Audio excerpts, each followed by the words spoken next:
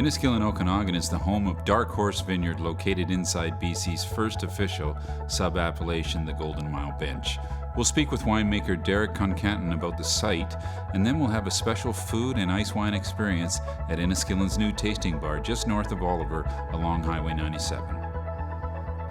Well, Derek, Inniskillin celebrates 40 years in the wine business this year, starting out in Ontario back in 1975, coming to BC in 96, and here we are now sitting in this incredible vineyard, which is part of the first appellation in British Columbia. You got to be pretty happy about that. Yeah, it's quite an amazing site when they first planted it in 1990. It's got the great aspect with the sub-appellation that we have now in BC of the Golden Mile Bench.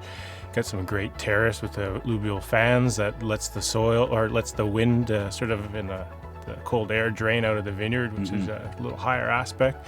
Got a great view down to Soyuz. This gets a lot of the daylight sun. I remember at the time when the vineyard opened, they were talking about how the structure was Bordelaise, is very rocky, and they were really interested in planting Bordeaux varieties on the site.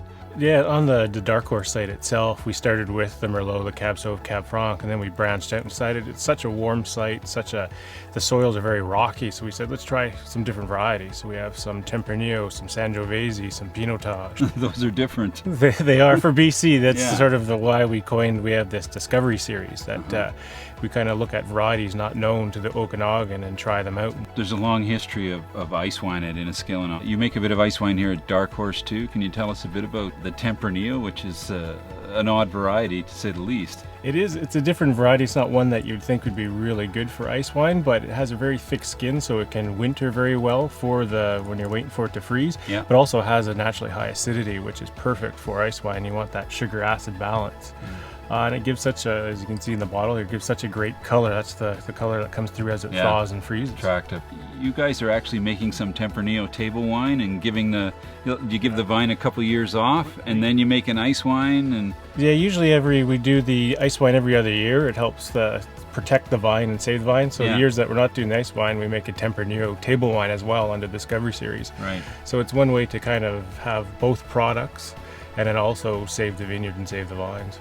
So Derek, maybe just a few words about Dark Horse Vineyard. How big is the vineyard, and maybe a little bit about the key varieties? Sure. The Dark Horse Vineyard is roughly 4 hectares. Yeah. Key varieties for us is we have Merlot, Cab Sauv, and Cab Franc, which we turn into our Dark Horse series. So you make a Meritage wine, which is a blend from Dark Horse. So are they different every year, or how does it break out normally? The thing with Meritage is that's the one I make first, because it's the sort of the artist blend where you get to mold the wine as you want, and then from there we'll make the other blends based on the first one. The tasting room, you have a great new tasting room. Yeah, we just opened up our new tasting room, which is just north of Oliver, beside our sister winery, Jackson Triggs.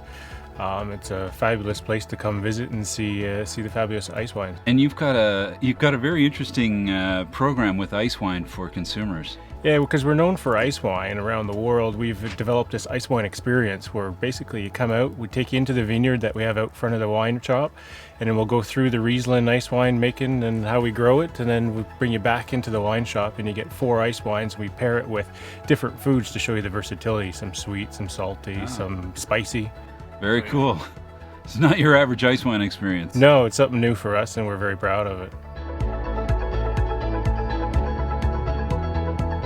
When we're in BC wine country, one of our favorite places to stay is at the all-suite Cove Lakeside Resort, located right on Okanagan Lake.